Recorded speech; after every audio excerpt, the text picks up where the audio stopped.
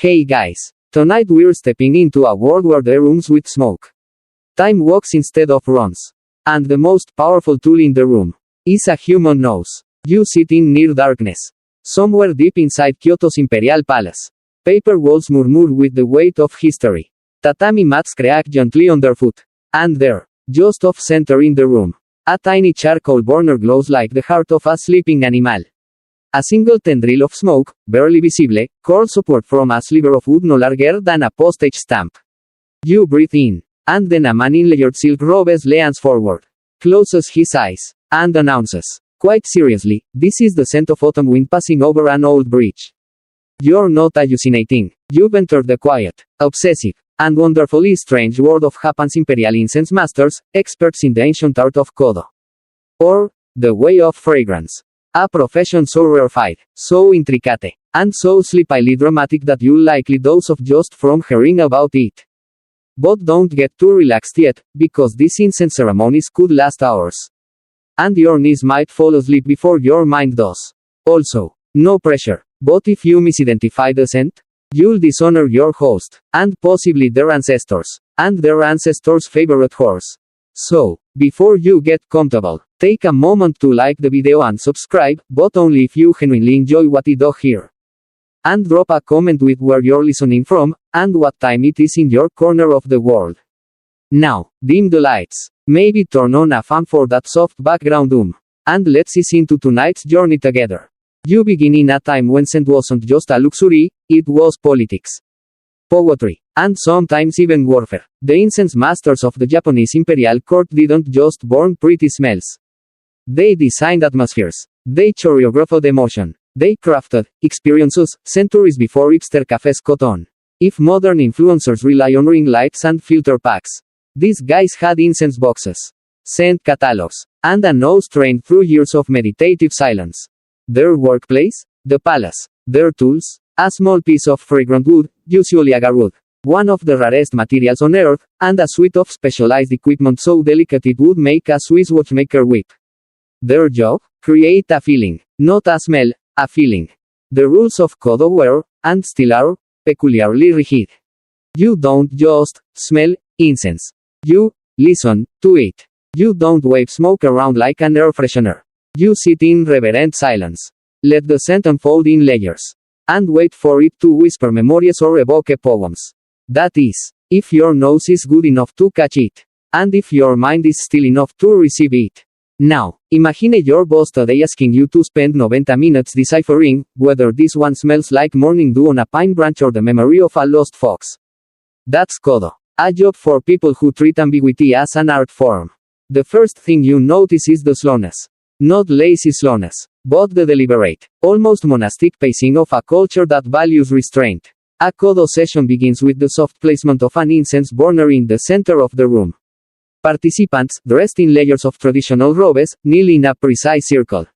One by one, the burner is passed from hand to hand like a sacred relic.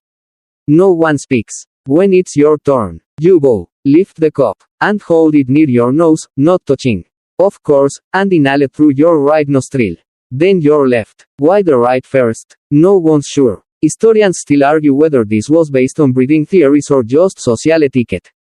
Then, silently, you pass it on. No comment. No, earthy. No, kinda smells like bacon. You internalize. You reflect. And then maybe, just maybe, at the end, you'll whisper a guess about which rare blend it was. And the crazy part? These aren't blends. Not usually. The incense used in Imperial kōdō is often just one material. One tiny sliver of fragrant wood. Slowly releasing its soul into the air. Agarwood, sometimes sandalwood, maybe a speck of clove or cinnamon. But never too much. Overmixing? That's for amateurs. In this world, less is more, is not a suggestion. It's doctrine. Now, here's a fun side note, the Japanese imperial family, particularly during the Heian and Edo periods, took this practice very seriously. Emperors themselves often had favorite scents. Some reportedly refused to enter rooms unless it been properly aired with hoshinko, or divine aroma wood. It was like entering a room with the perfect Spotify playlist already playing. Only smell-based. And because you're a time-traveling observer tonight, let's float a bit back to the 11th century. The Tale of Genji, Japan's first novel. Written by a court lady, features entire subplots about incense. Romantic rivals compete by crafting custom blends. Lovers leave behind scent trails like ancient versions of flirty text messages. One character's status is even improved when people realize his incense mix lingers beautifully on robes. So yes, perfume politics were real. Of course. The real incense masters, the ones hired to serve the emperor, weren't just scent-savvy romantics. They were spiritual technicians. They memorized hundreds of scent profiles, studied wood grain with a jeweler's loupe, and kept elaborate scent diaries. And when a new batch of incense would arrive from distant lands? Oh, it was an event. Whispers would travel the court. The newest Kiara has arrived. That's the rarest grade of agarwood, so prized that in modern Japan, a single gram can sell for thousands of dollars. Yes, a gram. You'd need a bank loan to light it. Which makes sense. Because once you burn it, it's gone. And that ephemerality? That's part of the appeal. You're smelling something that can never be repeated. It's a one-time only performance. Starring a block of slowly sizzling wood and the stillness of your attention. There's something quietly hypnotic about that. And as the evening in the palace winds down, as the final trail of incense dissolves into the rafters and the nobles murmur their thanks, you realize, you've just watched an entire drama unfold, without words. Without music, without movement, just smoke, and silence, and the breath of centuries. You're still kneeling on the tatami mat. Your legs are just beginning to go numb. But that's okay, because now you're being formally introduced to the real stars of the show, the incense masters. These aren't your average perfumers. No white lab coats, no spritzing paper strips, no awkward department store samples that linger too long. These are the kōdō, practitioners of the way of fragrance. And more specifically, you're here to meet the komoshi, Japan's incense masters, whose noses were once considered so finely tuned they could, at least in theory, distinguish between hundreds of aromatic woods just by scent alone. Imagine being employed not for your swordplay or poetry or political cunning, but for your nostrils. A career based entirely on how delicately your sinuses interpret wood smoke. You, too, could one day be hired by the emperor. If you can identify a 10-year-ahead sliver of Vietnamese agarwood blindfolded. During a snowstorm, after skipping lunch, training starts young. Families pass incense knowledge down like ancient scrolls, except here.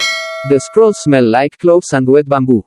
You'd begin as a helper, cleaning ash bowls, learning to handle the tiny mica, or slivers of incense wood, with bamboo tweezers. You'd practice patience, you'd practice quiet, and you'd practice breathing, deeply, softly, deliberately. Over the years, you'd graduate to mixing koboku, aromatic woods, memorizing names like Manaban, Sumatora, Rako, and Manaka. These aren't flavors, they're regions, qualities, and personalities. One might smell dry and sharp.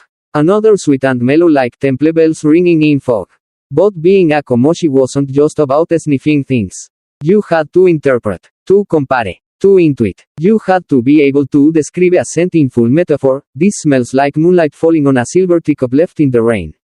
Not musky, not spicy. That's too easy, too boring. In the imperial court, being able to name a scent poetically was an essential skill. If your description was too bland, you'd get polite smiles. If your comparison moved people, you were a nose poet. A celebrity. Some of the great incense masters were almost mythologized for their ability to evoke seasons, places, or even long-dead lovers, just through what they smelled in the smoke. Historians still argue whether one legendary master, Fujiwara no Teika, could truly identify the year and forest of an incense wood's origin purely by scent. Was it real? Was it courtly legend? No one agrees. But the stories remain, curling through time like smoke through cedar rafters. Of course, there's one essential tool that defined an incense master's career, the nose. But not just any nose. It had to be both sensitive and trained, like a muscle. Incense masters did breathing exercises, avoided pungent foods, and even refrained from smelling perfumes or oils that could dull their perception. Garlic was off limits. Spices were risky. A head cold, professionally devastating. Some kōdō were known to isolate themselves during allergy seasons to preserve their nose clarity. There are stories, whether exaggerated or not, of court incense masters sleeping in unperfumed chambers, stuffing hairs into their sleeves, or practicing nightly rituals where they would meditate with fragrance. It sounds serene until you realize this also meant years of deprivation, discomfort, and occasionally being woken at 3 de la mañana because a noble woman couldn't decide if her favorite blend was Kyoban or Takamura. And then there's the equipment. The incense master's kit isn't flashy, but it's precise. You'd have your kōdō, a leaded incense burner, delicately handcrafted to retain just the right amount of heat without releasing too much smoke. You'd use mica plates to gently warm the wood rather than burn it, which allowed the natural oils to express themselves slowly. You'd prepare ash beds, raked into perfect swirls, like miniature Zen gardens, to help control the flow of heat. Even the charcoal had to be treated, pure white ash charcoal, known as binchotan, that could maintain a steady warmth for hours. Imagine setting a table for ghosts, with each item placed just so. Every tool whispering its own quiet part of the ritual. Now, here's where it gets fun. Incense masters weren't just sniffing alone in dark rooms. They often became performers of a sort, brought into court events, poetry gatherings, or tea ceremonies to demonstrate their craft.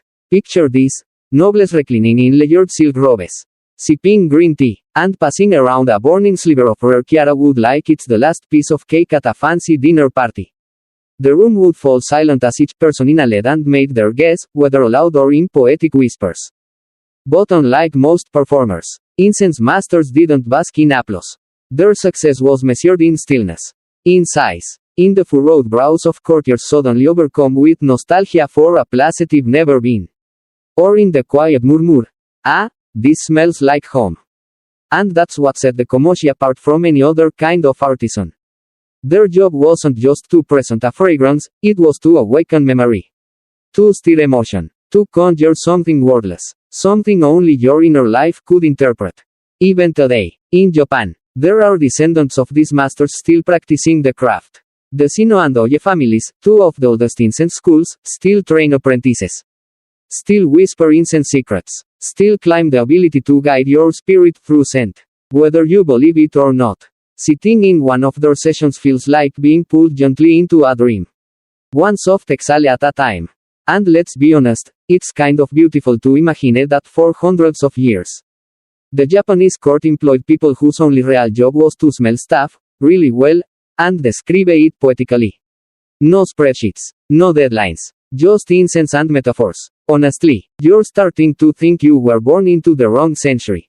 So you've met the incense masters, admired their noses, and maybe even started wishing your current job involved a little more poetry and a little less email.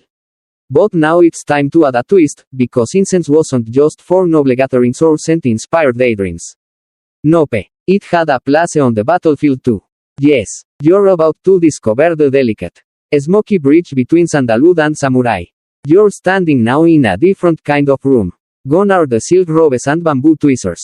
Instead, the space smells of iron, leather, and distant pine smoke. A samurai suit of armor rests in the corner, gleaming darkly in the low light. And tucked carefully inside its chest plate is a tiny bundle of fragrant incense.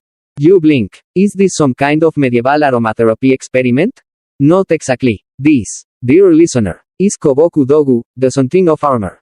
A surprisingly common practice among high-ranking samurai during the late Heian and Kamakura periods. It involved placing slivers of incense inside their helmets, chest guards, and sleeves. Why? Not for stealth, not for intimidation, but so they'd smell good if they died. It sounds dark, and it is. In that very Japanese way of confronting impermanence with dignity and a faint whiff of cinnamon. If a warrior fell in battle and their body was retrieved by comrades or enemies, they wanted to smell, well, honorable, refined, almost sacred, not like unwashed fear and desperation. The practice had a name, koboku sochi. And it wasn't just about ego, it was about legacy. Your scent might be the final statement you made, the last thing remembered by those who found you, a sort of fragrant signature on the letter of your life. But the use of incense by warriors didn't stop there. Some samurai carried small incense pouches to burn before duels, as a way of calming the nerves or invoking protection. Others used it to purify weapons. And some commanders burned rare woods in their tents before battle to set a tone, centering themselves in the middle of chaos.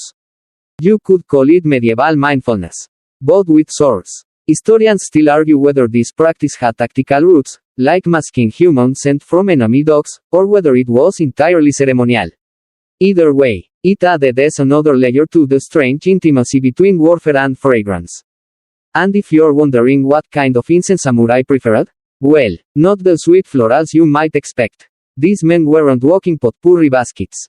They leaned toward agarwood, clove, and kiara, rich, heavy scents associated with contemplation. Not cheer. The kind of aroma that smells like something serious is about to happen. Imagine a line of warriors standing silently on the edge of a battlefield.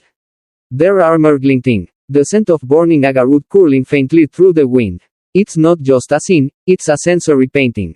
You almost don't need dialogue. The connection between incense and death isn't accidental. In Buddhism, which had a profound influence on samurai philosophy, burning incense is an offering. A bridge between realms. When you burn incense at a grave or shrine, you're not just honoring the dead, you're communicating with them. Smoke as speech, fragrance as faith. So for a samurai, carrying incense into battle wasn't vanity. It was a form of preparation. A kind of unspoken prayer that if they did fall, their body would already carry the smoke of devotion. That they would, quite literally, smell holy. And here's something wonderfully quirky. During the Edo period, when peace settled in and sword fights became rare, book kōdō, samurai-style incense ceremonies, evolved into a kind of parlor game among the nobility. Men in armor would gather not to duel, but to compare scents and compose poems. Fragrant warfare, the most polite kind of combat. Of course, not everyone had the luxury of incense-scented armor. This was a privilege for the upper-class samurai. The lords and commanders. Common soldiers made do with whatever they could find. But for those in the inner circles of power, scent was as much a symbol of refinement as calligraphy or swordsmanship. In some rare scrolls, there are even illustrations of battle incense kits, small wooden boxes containing slivers of fragrant wood, portable burners, and ash tools. The implication? That some samurai went to war with their incense accessories packed alongside their blades. A truly multi-sensory experience. And you have to admire that kind of commitment. Because while Europe was dousing itself in perfume to cover up hygiene disasters, Japanese warriors were carefully curating what their corpses might smell like. It's easy to romanticize this now. Of course, the idea of honor and scent coexisting seems poetic, like a tragic haiku with notes of sandalwood. But it also speaks to a culture where beauty, even in the face of violence, was not optional, where death was always near, but never stripped of dignity. Even now, some martial arts dojos in Japan burn incense before practice. Not as an air freshener, but as a way of marking space, preparing the mind, calling in the memory of past warriors. It's not about fragrance, it's about focus. And as you lean closer, as that ember glows softly beneath a thin wisp of smoke, you understand, this was never just about scent. It was about ritual, intention, the quiet art of preparing for both battle and stillness with equal grace. Your knees have stopped tingling. Sort of. You stretch a little, quietly, so as not to disturb the peaceful atmosphere of this imaginary incense ceremony. And just in time, because now, a master begins to recite something slowly, as if the words themselves are floating on smoke. It's the 10 virtues of incense. And yes, it's exactly as solemn and delightfully impractical as it sounds. Written centuries ago, most likely during the Muromachi period in the 15th century, these 10 virtues form the spiritual backbone of kōdō. Think of them as a scented manifesto, whispered through time, listing all the wonderful things incense can do for a person who has absolutely no deadlines to meet today. The first virtue? It sharpens the senses. You might raise an eyebrow, especially if you've ever lit incense while half asleep. But in the world of kōdō, the act of carefully inhaling scent is a way of waking up, not just your nose, but your awareness. The second? It purifies both body and spirit. A big climb for a little stick of smoke. Sure. But remember, in traditional Japanese cosmology, scent and spirit are closely intertwined. Fragrance isn't just pleasant, it's sacred. It cleanses without touching. And so it goes. It eliminates impurities. It brings alertness. It's a companion in solitude. It brings peace in turbulent times. Even in abundance. It doesn't become overwhelming. Even in small amounts. It never fails. It doesn't spoil over time. Used daily. It never harms. You hear that last one and smile. Imagine a product in today's market bragging about not going bad and not hurting you. Try our scent. It won't ruin your life. Probably. These 10 virtues aren't scientific. Of course. Historians still debate whether they originated in Buddhist temples or aristocratic salons. Some argue they're a clever fusion of cleanliness and Zen minimalism, while others insist they're simply poetic advertising for expensive wood. And they might be all of those things. Still, you can't help but be charmed. Because each line feels less like a technical description and more like a gentle invitation. Incense, this virtuous whisper, is not just a luxury. It's a way to live. You start to think about your own surroundings. The way modern life is a constant onslaught of smells, synthetic perfumes, fried food, city bus exhaust. In contrast, the 10 virtues offer something subtler, quieter, a reminder that maybe you don't need more stimulation. Maybe you need less. One of the more poetic translations puts it this way: even alone, incense is a friend, and that hits differently when you're lying in the dark, listening to your breath, accompanied only by cooling smoke and silence. But let's not get too lofty, because the actual incense used to demonstrate these virtues wasn't some store-bought lavender stick. We're talking about rare materials, each with its own legend. Take Chiara, for example. It's not just any agarwood, it's the supreme grade, revered for its complexity, its balance of sweetness and bitterness, its ability to make you smell depth. Literally, in kōdō terms, Chiara isn't just a scent. It's a landscape, a memory, a personality. One 15th century courtier famously described it as the fragrance of a mountain temple in rain after the monks have gone. Which tells you two things. One, medieval Japanese poets were operating on a different level. And thus, no one's quite sure what Chiara actually smells like. Only that when you smell it, you know. And it's not just Chiara.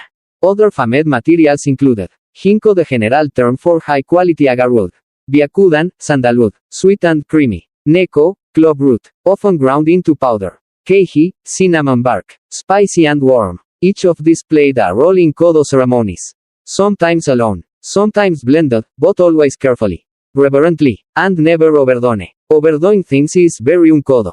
Another curious practice: incense logs weren't always burnt immediately. Some were stored for years, decades, even centuries. Because with the right humidity and care, the scent improves, the oils mature, the wood deepens. One incense scholar once likened it to aging cheese, which might be the least romantic metaphor ever uttered in a tea room, but you get the idea. Scent as a timeline, a history, and the incense masters respect that more than anyone. In fact, some noble families kept entire fragrance diaries, chronicling how a particular batch of wood performed in different seasons, at different altitudes, or during different emotional moods. Imagine writing in your journal: June 8. Smell the sumatora stick. Notes of salt, cedar, and homesickness. Very nice. Aromatic mood journaling before it was cool. There were even competitions to see who could identify incense types by scent alone. A skill that might sound niche until you realize the same thing happens today with sommeliers, baristas, and people who claim they can taste barnyard funk in wine. The only difference? These historical scent judges wore layered robes instead of leather aprons and didn't post it on Instagram. And yet, for all its rules and prestige, kōdō was, and still is, meant to be deeply personal. There are no winners in the way of fragrance. No trophies, no clapping, just 10 virtues, a piece of smoldering wood, and your own quiet experience. You lean back slightly, the imagined scent of ancient forests lingering at the edge of your mind. Somewhere in the distance, a bell chimes 11. Not real, but real enough for tonight. You're beginning to understand what the kōdō masters meant when they said that incense is best appreciated in stillness. You blink slowly, your breath syncing with the gentle rhythm of cooling smoke, and your gaze lands on the table before you. It's not cluttered, not chaotic, just deliberate. Every tool resting exactly where it should. This is not a craftsman's bench. It's more like a tiny shrine. Welcome to the Incense Master's Toolkit, where every object serves a purpose. And no movement is wasted. You've entered the world of carving clouds. The first thing you notice? Ash. Everywhere. Not in a messy, scattered way, but in artful swirls and soft ridges. The Japanese word hai refers to incense ash prepared for use in kōdō. But this ash isn't the crumbly kind you dump from a fireplace. It's carefully sifted, sometimes even washed, then shaped into little sculptures, tiny dunes, peaks, or wave-like ridges inside ceramic burners. These aren't just decorative. The shape of the ash affects how heat flows through the charcoal, how the scent diffuses, and even how long the incense will last. And yes, some masters obsess over the ash design more than the actual wood. There are stories of kōdō apprentices being made to practice ash swirling for months before they were even allowed to hold a piece of incense wood. Why? Because the ash bed must be perfect. Think Zen garden meets molecular gastronomy. You watch as one elderly incense master, his sleeves tucked neatly away, uses a delicate rake to swirl the ash into a soft spiral. Then, using tweezers, he lowers a charcoal bead into the center. The charcoal has already been prepped. Of course, ignited outside. Allowed to cool to the exact glowing red needed to release scent without burning the wood. Next comes a wafer-thin slice of mica, laid over the charcoal like a glassy bridge. Mica is heat-resistant, smooth, and completely scentless. It's the unsung hero of incense ceremony. Without it, the precious wood might char, releasing smoke. But with mica, the wood is gently warmed, like sun on an old porch. No flame, no smoke, just scent. Finally, the master reaches for the wood itself. He opens a wooden box lined with velvet, and nestled inside are small, name-tagged slivers. These pieces, each no more than an inch long, are treated with the reverence usually reserved for relics or diamonds. And in a way, they are. Some slivers are hundreds of years old. Others are cut from the last remaining pieces of wood harvested from long-lost forests. The most precious of all? Kiara. You've heard this name before. You'll hear it again. Kiara is the emperor of incense woods. Even the kanji for it suggests elegance and mystery. A single gram can sell for thousands of dollars. So burning one? That's not casual. That's ceremonial. That's a moment. The master selects a piece, no bigger than your pinky nail, and places it on the mica plate with absolute stillness. Then, he closes his eyes and waits. And nothing happens. At least, nothing loud. There's no puff of smoke. No crackle. But if you lean in, if you wait a few breaths, you begin to detect it, a warmth in the air. A shift, a scent that doesn't push forward but invites you in. It's hard to describe. Maybe a little sweet, maybe dry, like paper left in the sun. Or woody, like forest paths after rain. And then suddenly, something else, something you can't quite name. The smell of memory, maybe, or the feeling of standing alone in a quiet temple. That's the magic of properly prepared incense.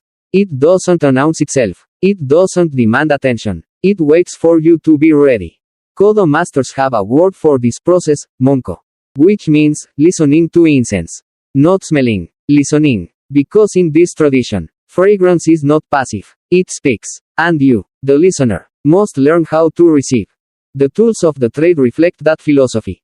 There's a subtlety to everything, from the soradaki, sky-burning burners used to scent rooms, to the sino, specialized tweezers made from bamboo or silver.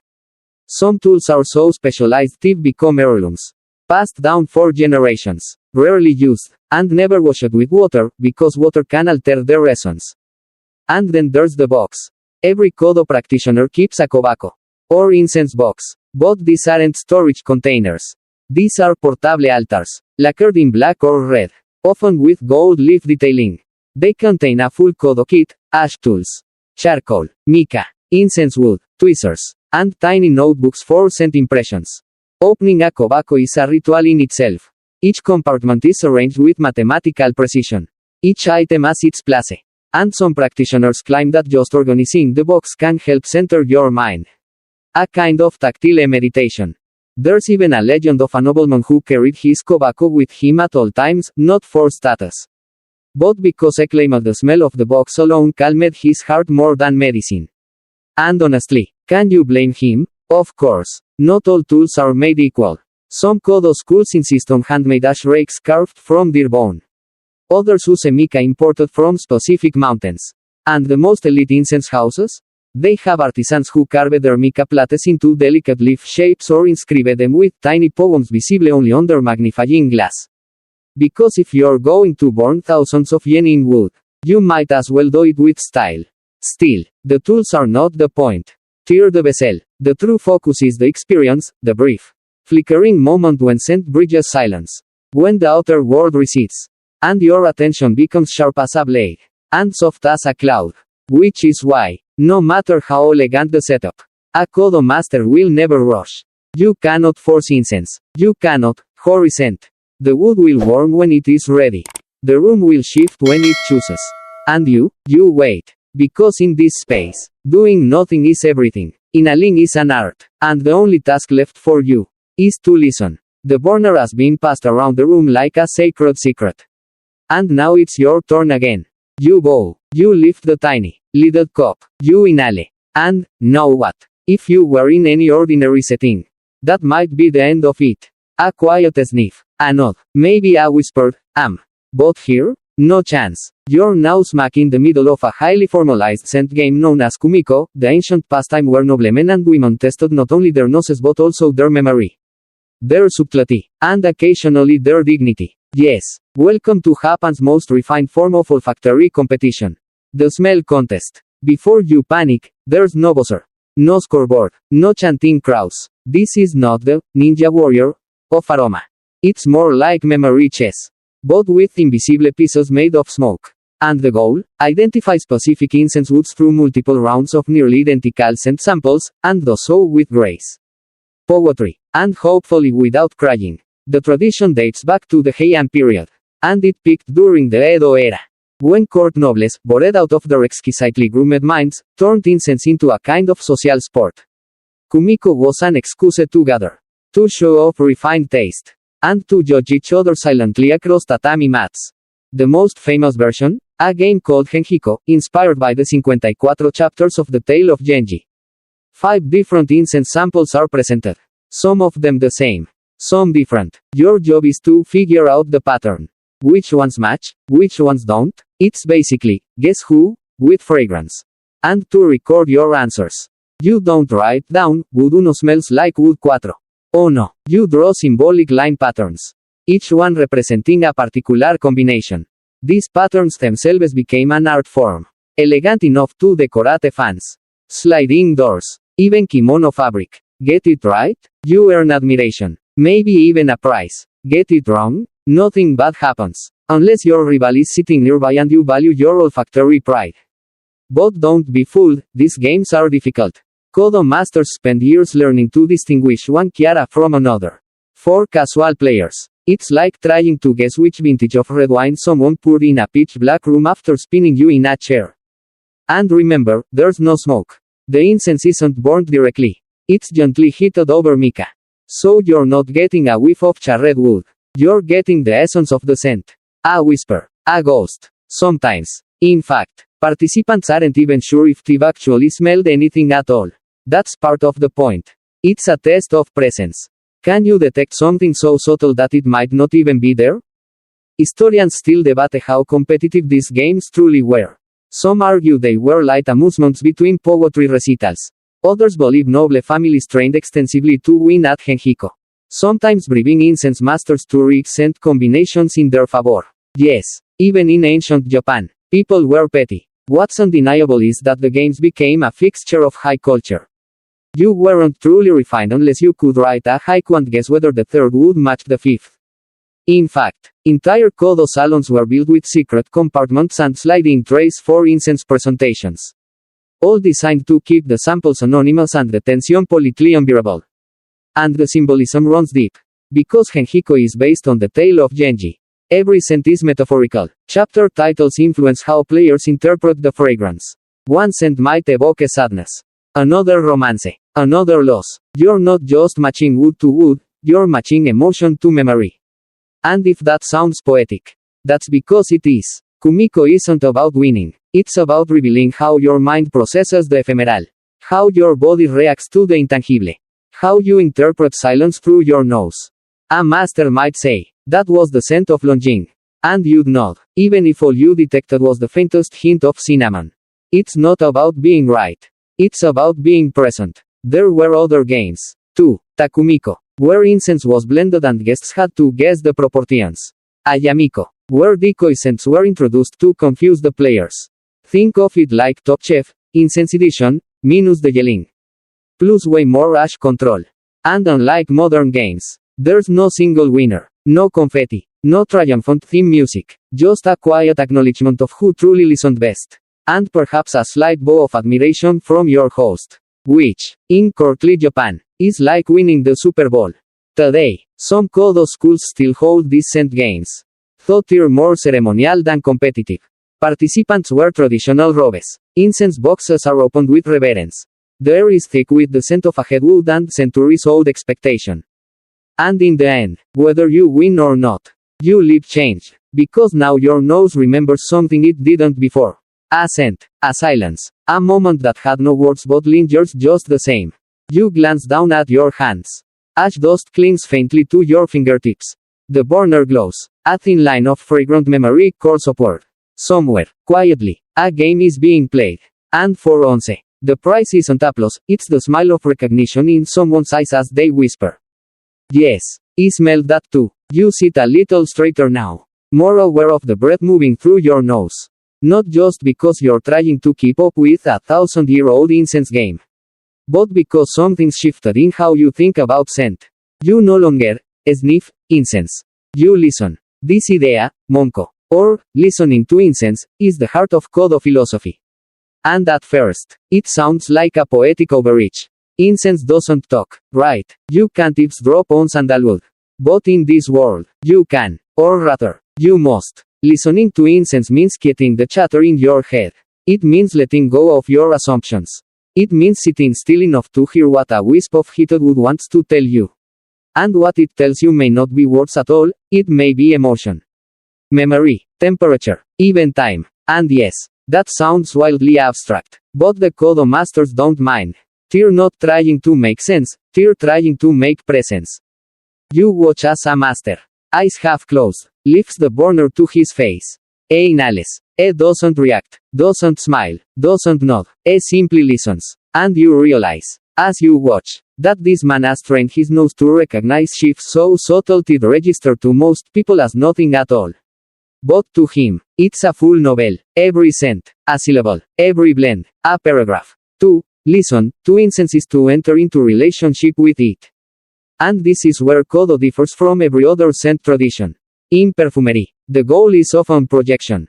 The fragrance should announce itself. I'm here. I'm floral. I'm sexy. But in kōdō, the goal is the opposite. The incense draws you inward. You go to it. You meet it in its silence. It's meditative, introspective, gently strange. Kōdō masters even distinguish between two key types of incense. Suiko, blown incense, the direct kind used for scenting rooms or clothing. Monko, listened incense, used in formal ceremonies. Never smoked, never flamboyant. The latter is where the artistry lives. You're not burning wood, you're revealing it, like coaxing a song out of a sleeping violin. And remember those poetic metaphors from earlier? They're not just flowery nonsense. They're tools, ways to communicate the emotional character of a scent. You don't say, it's woody and resinous. You say, it smells like a curtain being drawn in an empty tea room. Or, like moonlight on ink. Or, the moment before a snowflake lands. Historians still argue whether this language arose from necessity. How else do you talk about the intangible, or from aesthetic obsession? Maybe both. But the result is a vocabulary built not from the nose, but from the heart. And it's not just language that gets dreamy. The structure of a kōdō ceremony is built like a slow unfurling. You begin with silence. Not just quiet, but cultivated. Intentional silence. The kind that hums in your ears because there's no modern noise to drown it out. Then comes the ritual preparation of the tools. The ash beds were laid just right. The mica plate laid gently over glowing charcoal. Every movement is measured. There's no multitasking here. You're not folding laundry while sniffing incense. You're present. Completely. The host begins the session with a small bow. The first guest lifts the burner. Takes in the scent with two breaths, one through the right nostril, one through the left, and then gently rotates the cup and passes it on. This continues until all participants have listened. There is no commenting, unless invited, no chatting, just reflection. You might be thinking, how does this possibly work in the age of phones, emails, and endless noise? Well, it mostly doesn't. kōdō isn't easy to integrate into modern life. That's part of its charm. It demands patience. It laughs in the face of efficiency. It reminds you that not everything should be downloaded in 5 seconds. Even in traditional Japan, kōdō has always been a niche art. The number of true masters is vanishingly small. The materials are rare. The ceremonies take hours. And yet, those who participate often describe the experience as transformative. Like being tuned, softly, silently, back into alignment with time itself. In one famous anecdote, a tea master once declared that kōdō was the highest of all the classical Japanese arts, not because it was more complex, but because it required the greatest stillness of mind. And that's saying something in a culture that values ink painting, calligraphy, and the tea ceremony like sacred rituals. And there's something oddly democratic about it, too. In a kōdō ceremony, everyone has the same tools, 2 nostrils, 1 breath, and a bit of time. You don't need to be wealthy to appreciate incense, just attentive. So here you are now, listening, not just to me, but to a story carried on invisible waves of scent. You can almost hear it. The soft crackle of charcoal, the rustle of silk sleeves, the inaudible hum of thought as the incense warms and whispers and disappears into nothing. And maybe, just maybe, you realize that scent doesn't need to linger forever to leave its mark. It only needs a moment, a breath, a willingness to stop and listen. You're ready now. Eyes half lidded, shoulders relaxed. You've listened to incense. You've swirled ash like a slow-motion rake through snow. But one question begins to rise in your mind: where does all this magical smelling wood actually come from? Tonight, you're taking a gentle walk through time and trees. On a journey to find the roots, literally, of Japan's incense obsession. You're headed to a forest, a port, and occasionally a poem, because that's how these things go. Let's start with the price of all prices, agarwood, known in Japan as Hinko, Shenxiang, meaning sinking fragrance. It's the heartbeat of kōdō. But this wood doesn't just grow fragrant. No, that would be far too simple. Agarwood starts life as an unremarkable tree, Aquilaria. Just a nice, average, resin-free tree growing quietly in Southeast Asia. But when this tree is wounded by insects, storms, or fungal infection, it starts producing a dark, resinous substance as a defense mechanism. That resin is what gives agarwood its scent. So yes, the most prized fragrance in Japanese incense tradition? It comes from a stressed-out tree slowly panicking over time. Which feels kind of poetic. Honestly, the infected wood darkens, hardens, and sinks in water. That's how traders identified the good stuff. Floating logs were tossed aside. Only the sinking wood, dense with resin, made the cut. Historians still argue whether Japan's earliest agarwood came from Vietnam or Borneo. But one thing is certain: by the 6th century, it was already a diplomatic gift. According to legend, in 595 CE, a massive piece of agarwood washed ashore on the island of Awaji. Locals didn't know what it was, so they threw it on a fire, and the scent amazed them. They offered the remainder to Empress Suiko. And the rest, as they say, wafted into history. That log is now enshrined at the Shasoin, a treasure house in Nara that stores imperial relics. Yes, tear still ording old wood. You can't smell it, but you can visit it behind glass. A sort of ancient VIP backstage pass for incense fans. Soon after, Japan began importing agarwood in earnest. Through the Namban trade routes of the 16th century, ships brought goods from Southeast Asia, India, and beyond. Along with silk, porcelain, and the occasional Portuguese priest, came fragrant woods packed in crates and priced like gold. The rarest woods were named. Yes, named like people. There's Ranhatai, the aforementioned imperial log.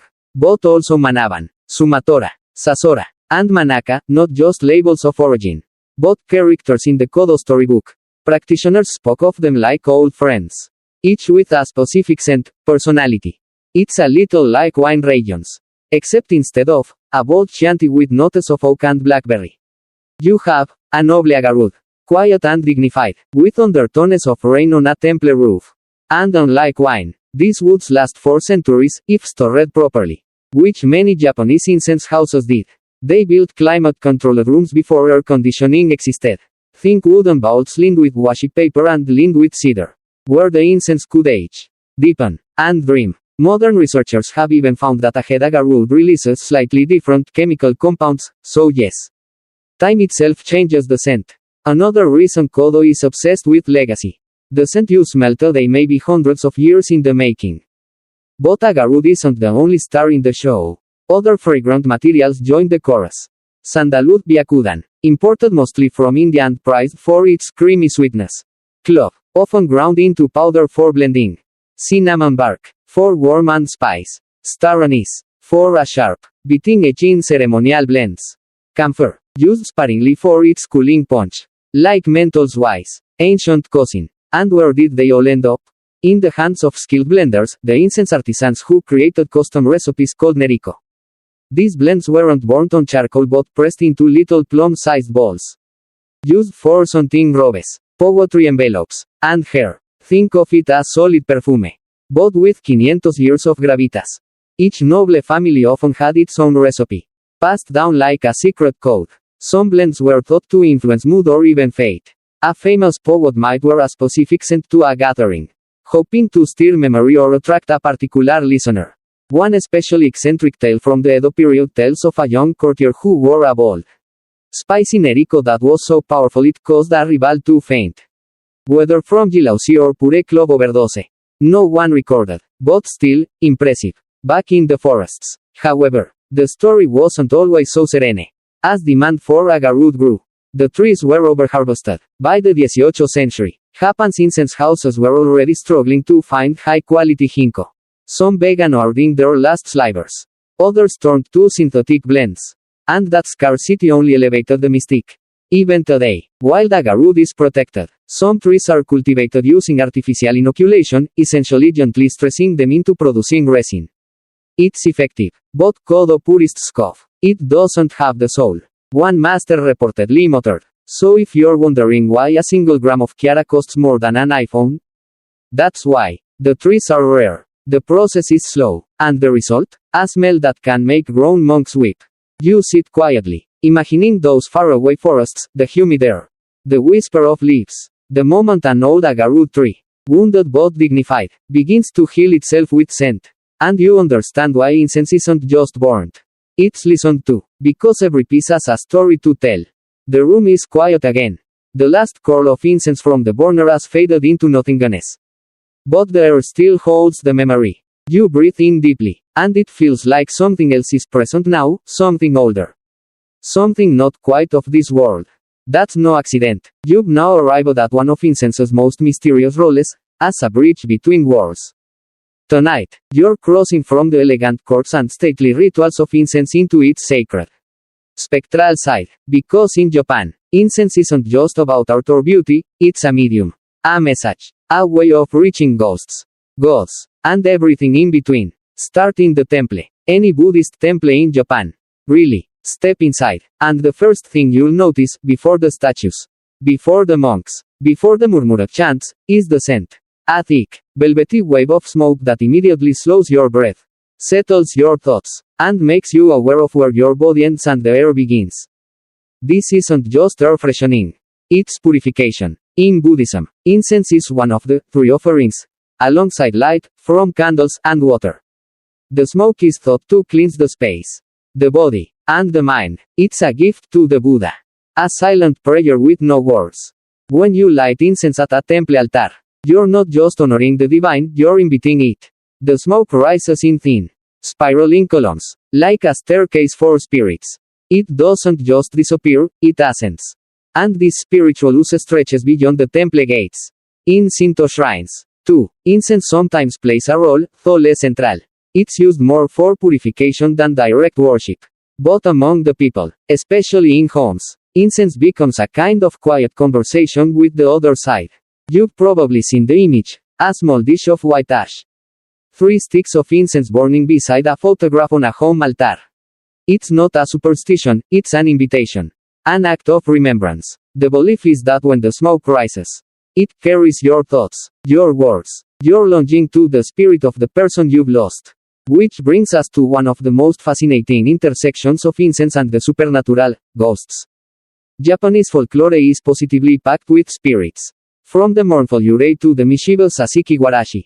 And across stories, one pattern repeats: when something is off. When the veil between worlds thins. When the dead begin to linger. Someone lights incense. Sometimes, it's to appease. Sometimes to drive away Sometimes just to see more clearly what's lurking at the edge of reality. One old belief holds that incense can reveal the presence of a ghost, not by sight, but by behavior. If the smoke bends, if the scent fades too fast, or if the stick extinguishes suddenly, it's a sign something unseen is near. Historians still argue whether these beliefs evolved from Buddhist doctrine or other animist traditions. Probably both. Japan's spiritual landscape has always been a syncretic layering of faiths: Buddhism, Shinto, Taoism, folk practices, all braided together like incense smoke itself. And for the incense masters, these ghostly associations weren't superstition. They were part of the job. Certain woods, especially Kiara, were said to calm restless spirits. Others, like sandalwood, were burned during funerals or memorial services to guide the dead on their journey. In some families, a special incense blend was used only for mourning. You didn't smell it at any other time. So when it was lit, everyone in the room knew. The scent triggered memory before a single word was spoken. There's a beautiful, eerie story told in some kōdō circles, maybe apocryphal, maybe not, about a noble woman who passed away in winter. Her family burned her favorite incense during the funeral. A blend so rare that only a few slivers remained. Years later, during an unrelated kōdō ceremony, that same scent was burned again by accident. One of her descendants, in attendance, burst into tears before anyone could explain what was in the burner. That's the power of scent. It bypasses logic, language, even time. It moves straight to memory. Or something deeper. Of course, not all ghost stories are so poetic. There are urban incense legends too. Tales of cursed blends, of haunted temples where incense smoke never rises straight, no matter how still the air. Of entire incense batches discarded because monks claimed they smelled like fear. And, most memorably, the infamous midnight incense, found in some countryside shrines. Supposedly formulated to open communication with the dead, but only after sunset. Is any of it real? Well, that's not the point. The experience is. Even modern ghost hunters in Japan sometimes use incense, not for ritual, but because it's believed to disturb the energy of a space, or make the presence of spirits more noticeable. Kind of like switching on a fog machine in a haunted theater, suddenly you can see where the shadows gather. One particularly spooky practice is kaimyo incense burning. Kaimyo are the posthumous names given to the dead in Buddhist tradition. On memorial aniversaries, family members burn incense and call the spirit by name. It's a direct, whispered invocation: we remember. Come visit. And sometimes, things happen. There's a calmness in all this. An intimacy. You're not lighting incense to banish something, but to acknowledge it. To say, I know you're still here. And I'm making space for you. And in doing that, incense becomes more than a scent. It becomes a bridge. Between past and present. Between memory and presence. Between life and whatever's next. You sit quietly now, imagining the smoke as a thread, stretching upward, outward, disappearing into the dark, and for a moment, you wonder who might be following it. It's morning in the palace, or evening, or some suspended in between time that smells faintly of old cedar and wet ash. Time moves differently in the kōdō chamber, slow, like breath, and in this moment, you're about to meet the one person whose nose might literally shift the future, the emperor. Yes. Tonight you wander into the fragrant folds of political incense, the side of kōdō that didn't just soothe the souls or charm guests, but quietly helped maneuver alliances, smooth rivalries, and occasionally cloak very suspicious disappearances. You might think scent is too soft, too fleeting to influence anything as concrete as power. But in the imperial courts of Japan, incense wasn't just background ambience, it was diplomacy. Let's begin with one of the oldest truths in court life. Everything is a message. The robes you wear, the fan you carry, the way your ink brush tappers on the edge of a poem, all of it speaks volumes. And scent could scream, or whisper, which was even more dangerous. In the Heian period, aristocrats often layered incense onto their clothing. Robes were stored in fragrant trunks, scented with custom Neriko balls. So when a noble entered a room, they trailed more than silk. They brought a signature. Historians still argue whether these scents functioned more like perfume or posturing. But the consensus is clear: if someone entered your private chamber smelling like your family's blend, something intimate, or insulting, was afoot. There are surviving letters where nobles accuse each other of scent theft. Yes, scent, theft. A courtier might wear another clan's incense to imply closeness, or, more scandalously, to fake it, like spraying on someone else's cologne and pretending you were with them last night. TSK. And then there's the story of the vanishing scent, recorded in a 14th century diary. One evening, an imperial concubine went to visit the emperor. Her robes freshly scented with a new Chiara blend. The next morning, a rival consort wore the exact same scent, despite the formula being secret. Coincidence? Hardly. The implication? Someone had spied, or shared, or infiltrated. The emperor didn't comment, but stopped calling on the second woman after that. That's the kind of political power a single scent could build. But incense didn't just play games in the inner chambers, it drifted into full-scale policy.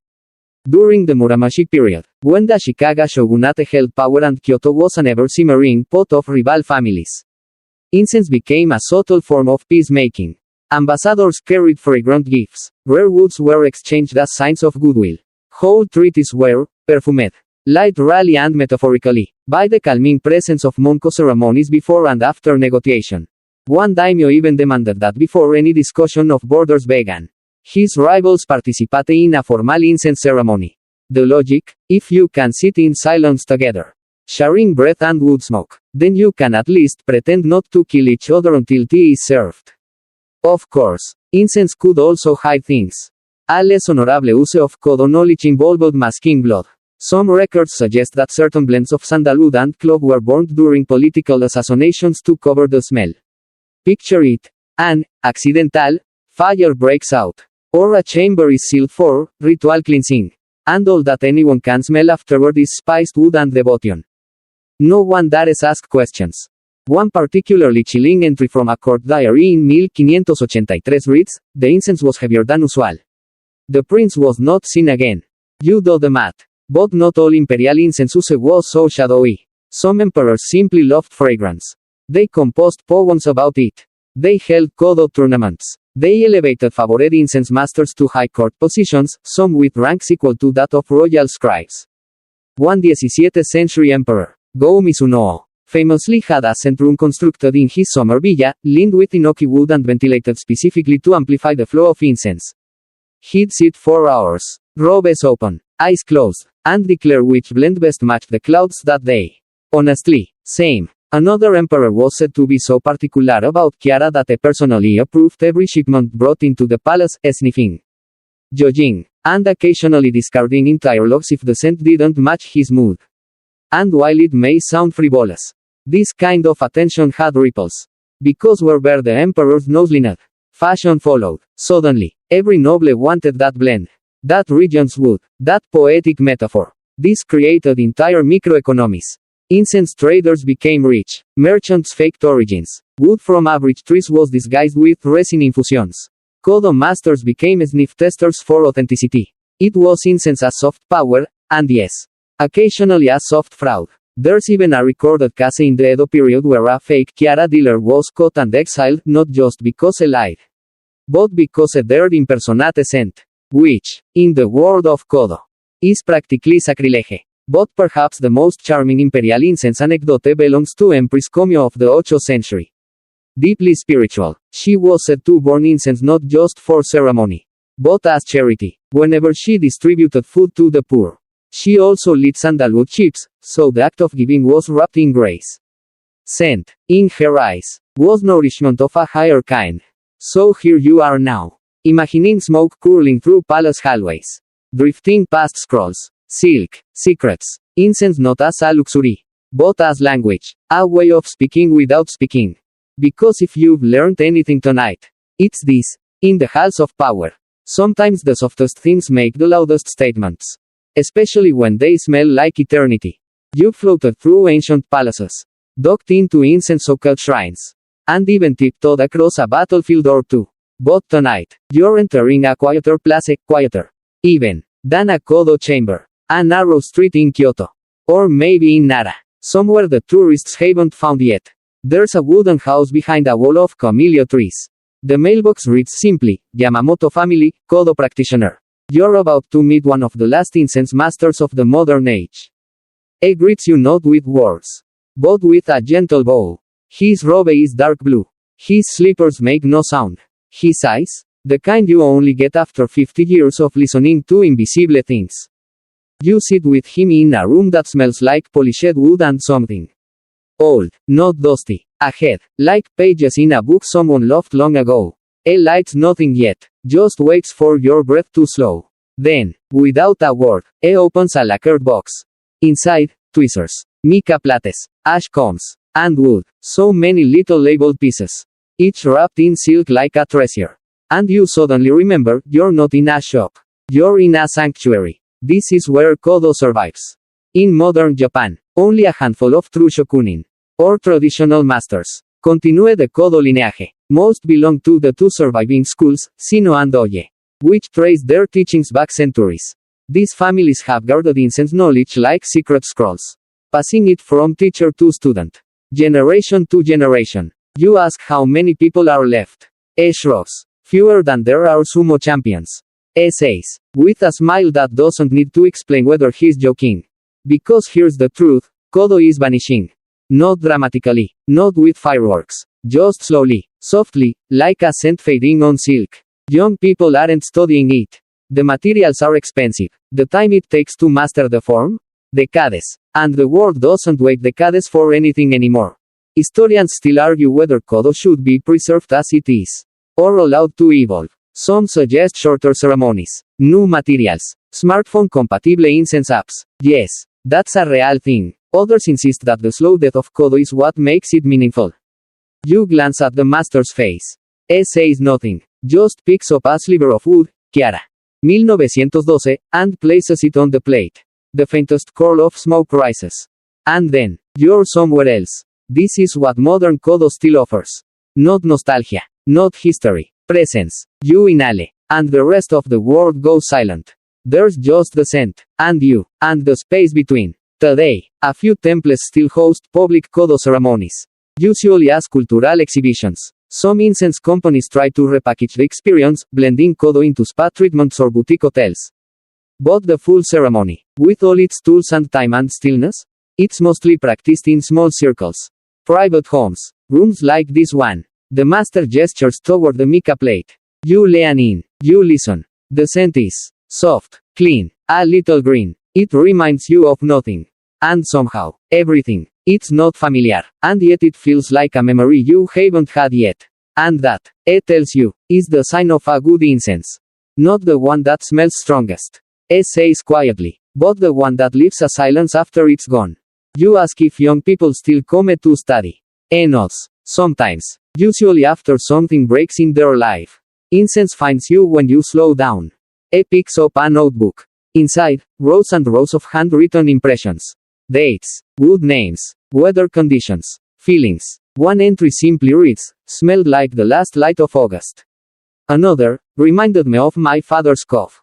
Bitter, but warm. These aren't perfume reviews. These are scent diaries. A kōdō tradition that continues even now. Some modern practitioners publish theirs as books. Others keep them private. One young apprentice keeps hers digitally, typing impressions into a minimalist app. Complete with a mood scent wheel.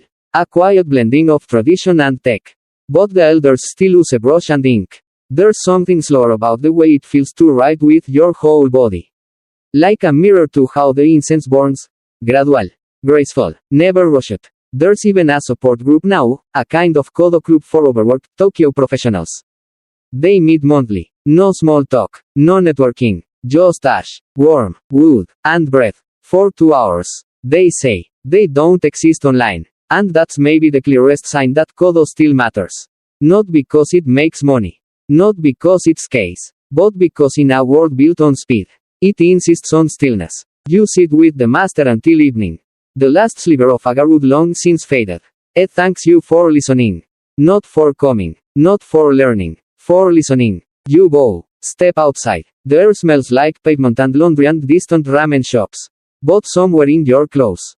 A whisper of incense lingers. And for a few quiet steps. The city feels like a temple. You're back on your knees now, figuratively. Thankfully, the ceremony has resumed. Tonight, you're not just a guest. You're a participant. Not in a soft, dreamy listening session, but in the crucible of the incense world, the kōdō exam. Yes, there is a test. A real one. And it's as gentle and terrifying as you might expect from a discipline that has made a full-time job out of describing wood smoke with poetry. Let's begin with the basics. To become a certified incense practitioner in certain kōdō schools, you must pass a formal assessment. And no, it doesn't involve writing essays or reciting history. You're here to prove you can listen with precision.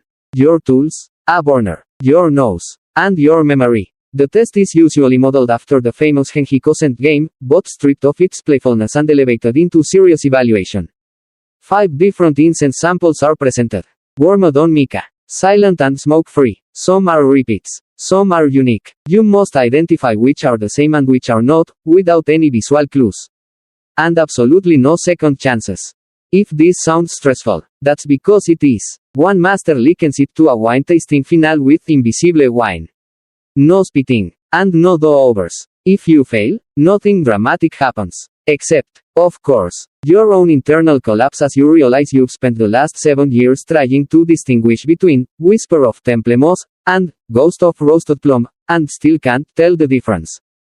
No pressure. The room is silent during the exam. The burner is passed slowly. Each candidate lifts the cup, inhales softly, and then records their impression in symbolic line form, a kind of minimalist kanji system where a horizontal line means same as first, and a cross line means different. It's less like a scantron, more like spiritual origami. To pass, you must demonstrate both accuracy and refinement. You can't just guess correctly, you must feel correctly. If 2 woods are technically the same but have a head differently, you must explain how. You can't just say, it's similar. You must say, this one has mellowed. This one feels like rain on cedar, not pine. Historians still debate the origins of this examination. Some say it began during the Edo period, when incense became formalized into schools and hierarchies. Others claim it dates back even earlier, to secret rites in imperial salons, where courtiers competed for recognition with noses sharp enough to earn poetry commissions. Either way, it's not just about knowledge. It's about attunement. You're not studying flashcards. You're training your breath, your memory, your sense of stillness. It's like preparing for a piano recital in a language made of vapor. And, like all tests, it comes with its own rites of passage. One legend tells of an apprentice who studied for 10 years before his first exam. On the day of, a kōta called, still sat for the test. Passed. Collapsed immediately afterward. When asked how he did it, he replied, "He smelled from memory. Heroic. Possibly apocryphal. Completely believable." Another tale involves a woman who failed 3 times, but returned each year. On her 4th attempt, she nailed every scent perfectly. And the master simply whispered, "Your breath has grown quiet." She wept, as one does when a 75-year-old man tells you your breath has reached enlightenment. And then there's the ceremony that follows the exam, the kohue, or gathering of fragrance. Those who pass are welcomed by existing practitioners. Not with applause, but with a bowl of tea and a personal scent session. It's not a graduation party, it's a quiet welcome. Because in kōdō, success is not celebrated loudly. It is recognized in stillness. You might wonder, do people still take this exam? Yes. Not many. But yes. Every few years. The major schools hold formal assessments. Often in Kyoto. Candidates train for months. Some practice daily, warming woods and writing notes. Others attend night classes with elder masters. One modern practitioner described it as studying for an exam where the questions change based on the weather. And the answers are written in air. The reward? A certificate. A new title. Respect from the kōdō community. But more than that, permission to teach. Because in this tradition, knowledge is never self-contained. It flows forward. The moment you're recognized, you become a keeper of the flame, and the ash. Some modern incense houses now offer light versions of the exam. Shorter tests, fewer samples, more accessible to casual students. But ask a traditional master what they think. And you'll likely get a long pause. Better than nothing, they might say, and then return to adjusting their ash swirl with a bamboo rake the width of a toothpick. So what's being tested? Really, not your ability to name, but your ability to notice. To notice subtlety, change, time, yourself. The kōdō exam is not a contest of the nose. It is a reflection of stillness. The more you chase clarity, the farther it flies. But if you sit quietly, breathe once, twice, and let the scent come to you. It always does. You're handled the burner now. Just one piece of wood. No tricks, no games. You inhale. The scent is soft, earthy, sweet, fleeting. You write down one line. Not for points, not for pride, but because for the first time, maybe, you truly listen. You passed your exam, maybe in this dream space, maybe in spirit. You burned your metaphorical ashcombe and your quiet smile of approval. But now, as you exhale into the hush of this imagined chamber, something tugs at you. A question. What about the scents that are gone? Because not all incense stories are still with us. Some vanished, not in fire, but in time. Tonight, you wander into the shadowed library of lost fragrances. A place where scent trails have faded, formulas forgotten, and memories evaporated like the smoke they once carried. It starts innocently enough, with an old kōdō, an incense box discovered in a forgotten temple storehouse. Inside, perfectly preserved mica plates, charred incense fragments, and a brittle sheet of handwritten characters. A recipe, but no one can read it. The ingredients? Obscure. The wood types? Untraceable. The measurements? In pre-modern units no longer used. A modern kōdō scholar once described such discoveries as, like finding a Beethoven score and realizing half the notes are written in a dead dialect. Because unlike scrolls or sculpture, scent is ephemeral. The moment it burns, it vanishes. You can describe it, you can recreate it, but you can never truly bring it back. Even the most meticulous notes can't capture the exact moisture level, the ambient air, the aging of the wood. And so, many of the greatest incense recipes in history are just gone. Some were lost in war. Fires in the Edo period destroyed entire incense houses. World War II's bombings wiped out traditional kōdō salons in Tokyo. Others faded during political shifts, when emperors fell. Their scent rituals often went with them. One particularly tragic example, the scent records of the Hosokawa clan, said to contain over 300 unique incense blends created between 1470 and 1650. All lost in a single fire. Some practitioners still mourn that archive like a relative. Then there's the issue of extinct materials. Remember Chiara? Even that wood is nearly gone. The wild Aquilaria trees that produced the richest Chiara are now critically endangered. What little remains sits in sealed, climate-controlled vaults. And when it's gone, it's gone. Some fragments exist, old pieces, like Ranhatai, still sit in museum drawers. But no one burns them anymore. They're priceless, historical, almost sacred. The scent lives only in legend, or in the memories of a few living masters who were allowed to inhale a single once. Long ago, one retired practitioner described it like this: I smelled it once when I was 19. I've been chasing it ever since. Every wood since then has been a ghost. There's a name for this in kōdō circles: utsuroi. The fleeting, the passing, the change. It's more than loss, it's impermanence.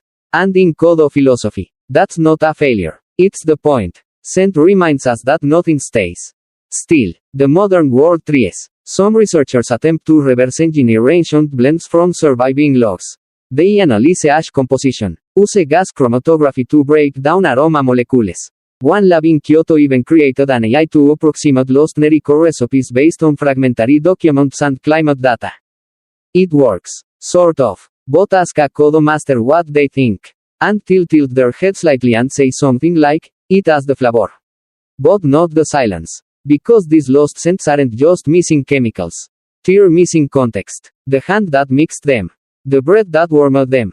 The poem that followed. You can't download that. You can only feel its absence. And absence itself becomes part of the ritual. In some ceremonies, practitioners actually name the missing blend. They speak it aloud, like a modern substitute, and bow, not to the wood, but to the memory. The act becomes a kind of ghost ceremony for scent. A fragrant eulogy. And sometimes, those ghosts return. One modern kōdō student recounts a moment in an old Kyoto tea house. She was practicing a standard blend.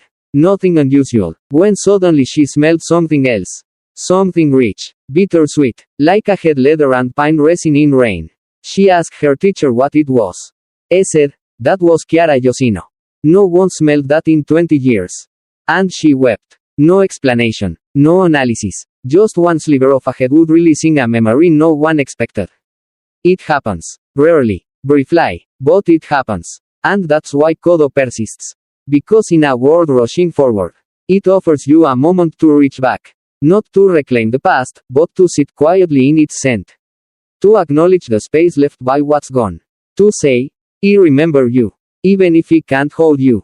You exhale now. The burner before you is cold. The wood is ash. But in your nose, something lingers. Something unnamed. Something ancient. A whisper of something once burnt. Once shared. Once sacred. You'll forget it soon. But not completely. The burner is cold. The air still. You've drifted through temples and tea rooms. Through imperial palaces and the vanished archives of forgotten scents. But before your journey winds down, let's take a curious little detour. Because for all its solemnity and sacredness, incense hasn't disappeared from modern Japan, it's just gotten weirder. Welcome to the modern world of incense in pop culture. Where 1,000-year-old traditions gently bump elbows with anime, pachinko parlors, and, yes, incense that smells like green tea Kit Kats. You start in a convenience store, not exactly the first place you'd expect to find anything vaguely connected to ancient ritual. And yet, tucked between the chewing gum and the laundry detergent, there they are, a neat little row of incense boxes. Not the old school kind with hand-carved burners. No, these are labeled with things like, cherry blossom latte, samurai spirit, and, midnight karaoke. You blink, then you laugh softly. Because of course, even kōdō couldn't resist being rebranded for the 21 Piedra century. Let's be clear, this isn't traditional Monko incense. Most of what's sold commercially is either doko, incense burnt in large quantities for room hunting, or sako. The fun, novelty stuff. These are designed to mask odors, set moods, or simply amuse your nose. They burn fast, tear loud, and sometimes, they sparkle. One particularly notorious line of incense claims to smell like first love. The box includes a quote, like when she looked back the last time, just after the final bell. Poetic, yes. Accurate, debatable. It mostly smells like powdered sugar and hope. And yet, people love it. Why? Because scent sells. And in Japan, a culture deeply tuned to subtle sensory shifts, it sells big. Incense pops up in all kinds of unlikely places. Department stores offer custom incense blending kiosks, where you pick your favorite anime character and they suggest a scent match. Want to smell like a brooding swordsman or a flustered high school idol? There's an incense for that. Historians still argue whether this trend dilutes or democratizes kōdō culture. Traditionalists scoff. Younger generations shrug. If it gets people to care about smell again. One incense shop owner said, "Isn't that a win?" Meanwhile, pop culture keeps wafting forward. There's a manga series where the hero fights demons using incense as a weapon, literally burning ancient woods to summon ancestral powers. The most powerful blend? A mythical tiara that causes time to slow around the user. You'd watch that show. Admit it. There's also a quietly famous J pop single from the early 2000s titled kōdō no Yoru, Night of Listening to Incense. It never charted high, but it gained a cult following. The lyrics reference winding ash, forgotten names, and the smell that reminds me you were real. You the chorus now, barely remembering the tune. Even Buddhist pop music, yes, that's a real thing, occasionally incorporates incense in live shows. Singers burn traditional sandalwood on stage, not for effect, but for meaning. It's a callback to incense's role in ritual, transformed into performance art, and incense finds its way into the everyday. 2. Walk into a modern Japanese hotel, and chances are you'll pass through an entrance scented with soft, smoky inoki wood, not overpowering, just enough to make you breathe deeper. At funerals, incense remains central, but now there are choices: floral, ocean breeze, even citrus morning. Yes, someone developed incense for people who find traditional tiara too heavy. A phrase that would have made a 17th century incense master fall to his knees. Still, even the old ways persist. Hidden in plain sight. Tiny incense shops in Kyoto's backstreets still hand-make Neriko bowls from recipes dating back 400 years. A few master blenders refuse to sell online. If you want their blend, you have to come, sit, talk, wait. And in one Tokyo department store, tucked between the luxury handbags and imported teas, you find a silent kōdō room. No phones allowed, soft tatami, a rotating menu of curated woods. You pay for 30 minutes of listening. No one says a word. It's sold out months in advance. So maybe the old and new aren't in conflict. Maybe they're dancing, softly, like ash swirling on an evening breeze. One moment, it's ancient poetry. The next, it's a cartoon dragon breathing plum-scented fire. And isn't that the point of incense? To shift, to change, to fill a space without claiming it. You pause now in your imagined journey. You've smelled things no longer made. You've met masters and ghosts. You've passed the world's quietest exam. And now you stand in front of a vending machine in Shinjuku.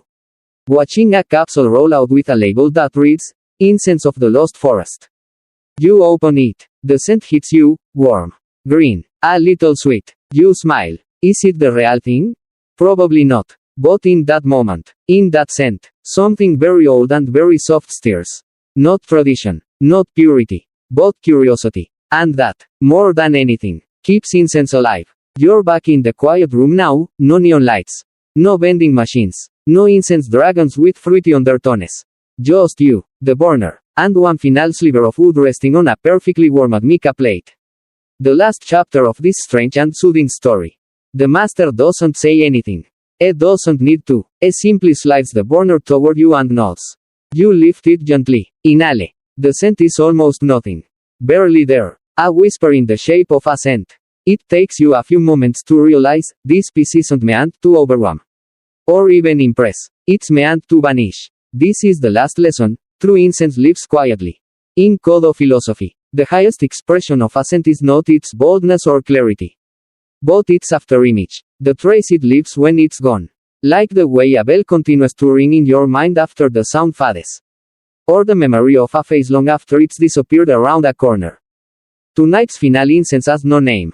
It's an old, worn piece, slightly cracked at the edge. The master chose it deliberately. Not because it's famous, but because it's humble. This is what real practitioners value, not perfection, but presence. And as you sit there, that scent opens inside you. Slowly, not as a smell, but as a space, a stillness, a kind of silence that breathes.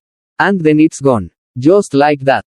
And you're left not with the scent, but with yourself. Kōdō is not about incense. Not really. It's about the act of returning. To your senses. To your body. To the moment you're in. It's about noticing how breath moves through your nose. How silence feels. How time sounds when it's wrapped in ash and cedar. It teaches you that presence isn't made of grand gestures or perfect notes. It's made of attention. Of subtlety. Of sitting still long enough for something quiet to arrive. In modern life, that kind of awareness is rare. We're trained to look for stimulation. Not subtlety. But kōdō invites you to pause. To listen. To let something almost invisible speak. And if it sounds like incense is a kind of religion, well, you wouldn't be the first to think so. There are kōdō practitioners who treat their work as sacred, waking at dawn to practice. Writing scent diaries like prayers. Tending their incense boxes with the same care monks give to altar tools. And yet, for many, it's not about gods or spirits. It's about something simpler. A way of being present with what is. A famous kōdō saying puts it best. Incense teaches without speaking. You breathe in one last time. The room feels softer now. Not because anything has changed, but because you've changed. Your attention has slowed. Your senses have opened. And for once, your thoughts are trailing behind the rhythm of your breath. The master bows. Not deeply. Just enough to mark the moment. You return the gesture. The burner is passed on.